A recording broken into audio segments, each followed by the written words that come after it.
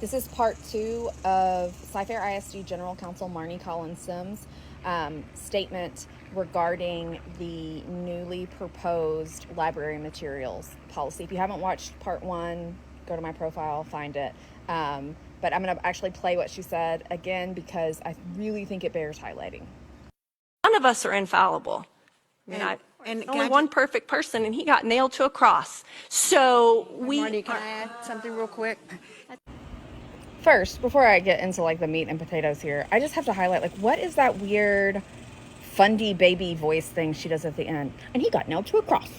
Like what I can't decide if it was like a weird fundy baby voice or if it was like condescending or maybe like both. Was she trying to be cutesy to cover the fact that she's being really like condescending and really crossing a line? I don't know.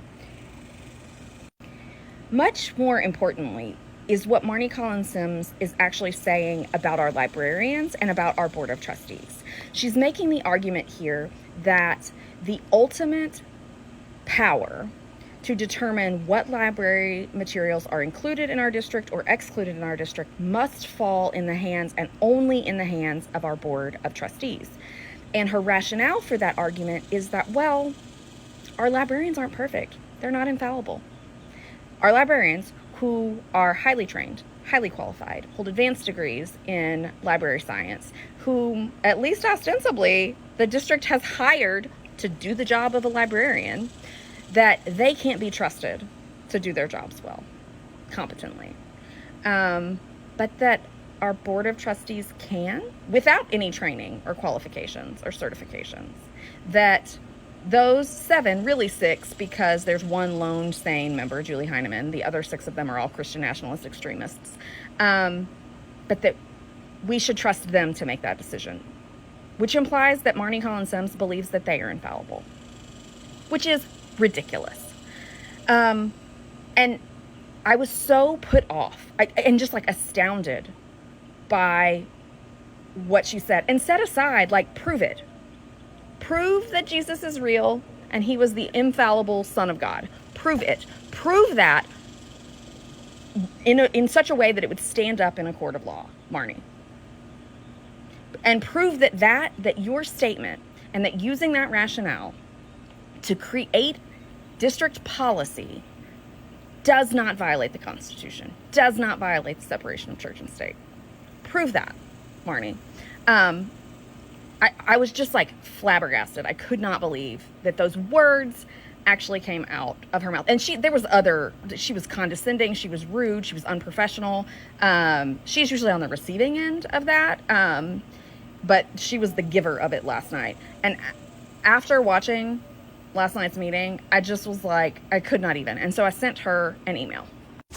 Now, normally when I email anybody from the district or the board, or just like email or speak in general, it's long and obnoxious and very, very wordy.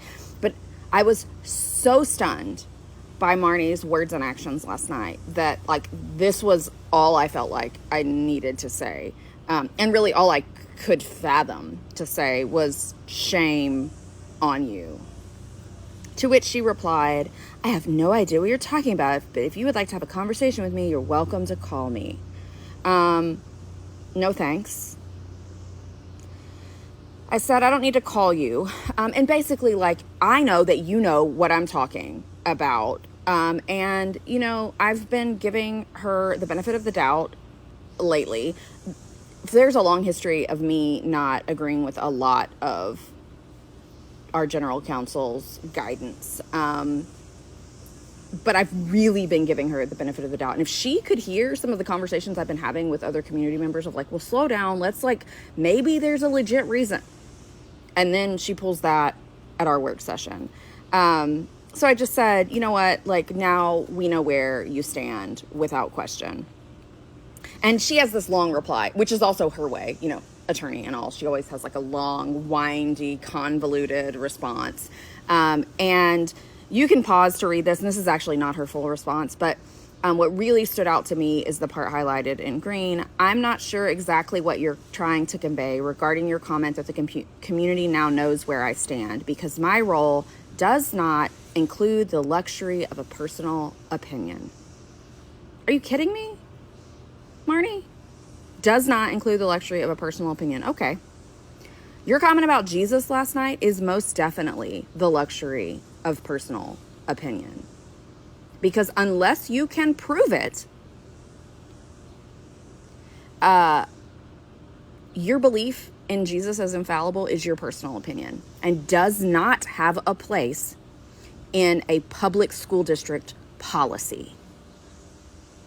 So yes, we now know where you stand when it comes to how you are going to operate under this specific board, a supermajority Christian nationalist extremist board, who ultimately determines your employment with the district counselor.